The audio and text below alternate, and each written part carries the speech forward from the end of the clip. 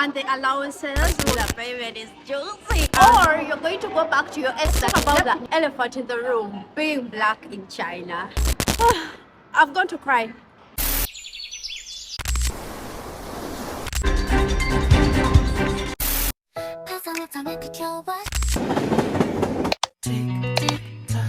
China is literally my second home. I love China and it's almost like my second home.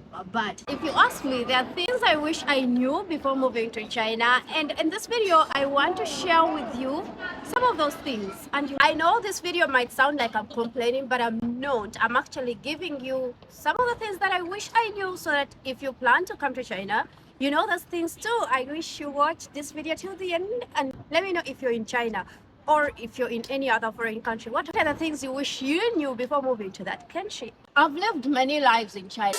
It sounds weird, but hear me out. Hear me out. Now, I'm gonna give you what I wish I knew as an expert in China.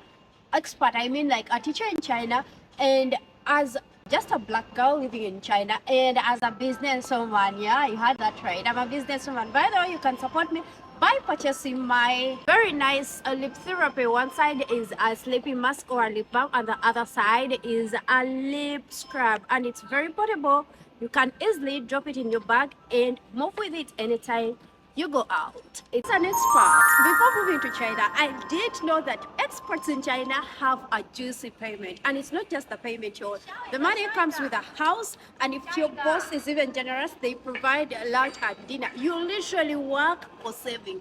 I didn't know that. I didn't know that until I got employed as a teacher in China, and wow, oh wow, it's terrible that season ended.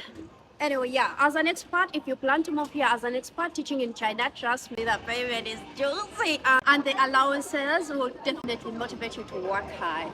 As an expert, I wish I knew the importance of a contract, because here in China, what is in your contract is exactly what you're going to get. Honestly, if they give you that contract, take time to read it. If you must, please translate it, because if the contract says you're going to work 20 hours, my lovely, you're gonna work the 25 hours. And if your contract says that you do not have any holidays, you're definitely not getting one. So make sure that you read that contract and discuss it with your bosses before signing it. Otherwise, sometimes you can get charged. Let's talk about the working culture. The culture in China, especially as an expert, sometimes if your boss is not comfortable with what you're doing, they're not going to tell you directly that I'm uncomfortable with what you're doing. But sometimes you might end up just getting suspended or fired. It didn't happen to me, but I heard it from my friends.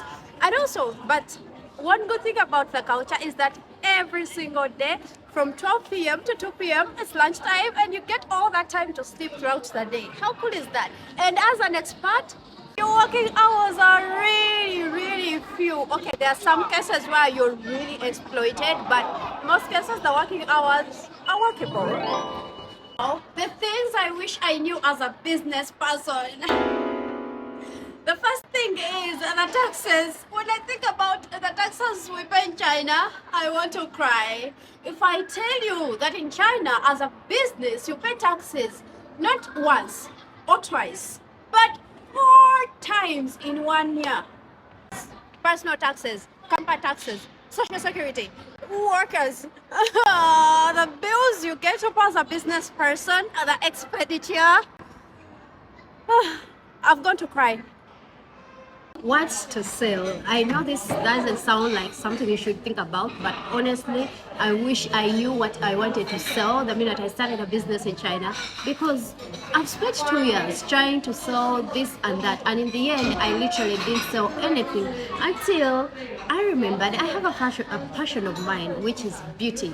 So I created a beauty brand, and I'm counting on you all to support me, because we are gonna sell you the most amazing lip care products and hair care products, probably even skincare, I don't know, but anything to take care of yourself is coming in through. I hope you support me, but yeah, seriously, if the thing I thought I knew before moving to China was what I wanted to sell as a business person. Area of operation. Initially, as a business person, I thought, Guangzhou is a business place. I should be good operating from there. But as time has gone on, Don't get me wrong, I really love Guangzhou, but I don't like living in crowded places. That's just a personal thing. And Guangzhou is always busy. So I'm thinking, I wish I'd I wish I had set up my business in a smaller town, or maybe like Xiamen, or some smaller towns that are closer to Guangzhou. But anyway, it is what it is. I'm grateful that we have a business here in China, but I wish I knew that small cities are more comfortable and more peaceful than the bigger cities. Also, the costs in the bigger cities. No, no. Now let's talk about the elephant in the room, being black in China. Okay, I'll start with the fact that I wish I knew that there are literally no skincare products, makeup, maybe skincare products a little bit, but makeup for black girls, yo, it's been a hassle. Even when you look for soil, there is no soil that can work as foundation on my skin. Finding products that work for me, I had to have a network. I literally needed a connection to find products to work on my skin. Can you believe that? Now, let me talk about dating in China as a black girl. I wish I knew that coming here, you either have to be open to dating online, or you're going to go back to your ex that you left in your home country. Because here, as you know, the Chinese culture is very reserved. The men are not going to approach you. You need to make that first move. Well, sometimes, or maybe you hang out in clubs because maybe after taking alcohol they have the confidence to approach you, but otherwise you might stay single. Like, seriously, it is serious. You could stay single in China forever, as in forever.